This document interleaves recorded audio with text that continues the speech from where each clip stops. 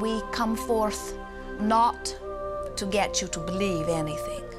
We see great diversity in that which you believe. And in all of that, there is perfect balance. And so we come forth not to alter your beliefs, but to reacquaint you with the eternal laws of the universe. And we are here to express all of that to you in detail. Let's talk a little bit about the nature of desire from, now don't get freaked out, a quantum physics point of view. Oh my God, this is going to talk about physics. I don't want to listen. Relax. You're going to enjoy this.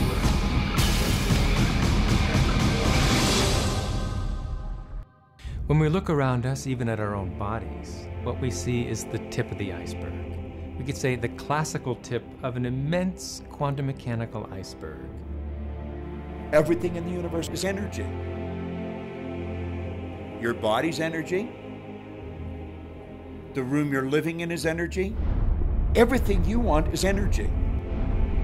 And that's not a new idea. A fuzzy-haired guy in 1925 wrote on his chalkboard, E equals mc squared. And we couldn't grasp what that meant. What that says is on one side of the equation is mass and light and everything that we perceive, but it all equals energy. Everything is energy. And let me help you understand that just a little bit. There's the universe, of course, and our galaxy, and our planet, and then individuals, and then inside of this body are organ systems, and then there's cells, and then there's molecules, and then there's atoms, and then there is energy. So there are a lot of levels to talk about something on, but when you get down to it, everything is energy. There's enough energy sitting in there, in one atom, to do amazing things, to possibly even open up the doorways to lighting an entire city. Think of this for a moment. Take your hand and look at it. Now your hand looks solid, but it's really not. If you put it under a proper microscope, you'd see a mass of energy vibrating. And so everything is made up of the exact same thing, whether it's your hand, whether it's the ocean, or whether it's a star. The colored paper with ink on it is not money. It's just energy. And so part of the illusion that we're living in is that, these things are solid. They're not solid. Neither is a piece of wood, neither is a rock. Get the proper microscope and go and look at a wall. That wall is not solid. That wall is a mass of energy in a very high speed of vibration. It feels solid because of the vibration, the rate at which the molecules are vibrating. Everything in the universe vibrates. In other words, everything moves. We live in an ocean of motion. You are vibrational beings in a vibrational universe. Many people are not yet ready to acknowledge that they are vibrational.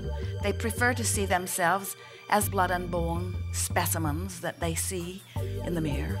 And we want to remind you that everything that you observe with your physical senses is vibrational interpretation. In other words, you hear because your ears translate vibration. You see because your eyes translate vibration. You smell because your nose translates vibration. Your fingertips are translating vibration. Your tongue is translating vibration. All of your senses are about the translation of vibration, and that's why you are able to perceive your environment in the way that you do. So it's very difficult for us as scientists or engineers or medical doctors or anybody to come to terms with the fact that what our senses are telling us is really not the whole story. We've been so taught to live with our physical senses, hear, see, smell, taste, and touch. But our physical senses lie. Our physical senses don't tell us the truth. If you only judge by your sensory factors, you'd believe the sun took a bath in the ocean every night and burrowed through the earth and was reborn on the eastern shore the next morning. I mean, the ancients used to believe that, but now you know better than that. If you judged only by your sensory factors, you'd believe that train tracks met in the distance. But you know better than that, and you turn away from your senses. If you lived only by your sensory factors, you'd believe that a dog whistle made no sound. But you know better than that, so you turn away from your sensory factors and you stand out in your yard and you blow away. And yet how many times, if we're not careful, do we find ourselves living at nothing more than the sensory level? If we take a look at everything in the universe, we know from a scientific perspective is made up of something called energy. So what do we know about the properties of energy? Number one, all energy has a vibration. All energy has a vibration. It emits a frequency.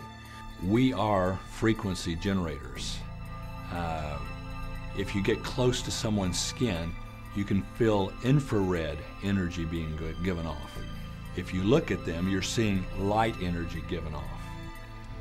We now have scans where you can put a machine around somebody's head instead of putting the electrodes on their head, and perceive and record the energy that their brain is giving off.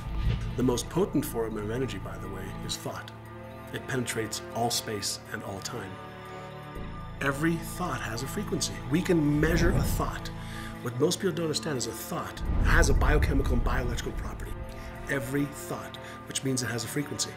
And so if you're thinking that thought over and over and over again, or if you're imagining in your mind, okay, having that brand new car, having the money that you need, building that company, finding your soulmate, if you imagine what that looks like, you're emitting that frequency on a consistent basis.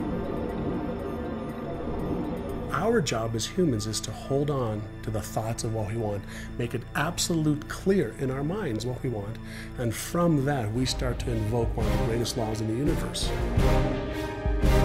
You've probably been sitting there wondering, what is the secret? I'll tell you how I have come to understand it.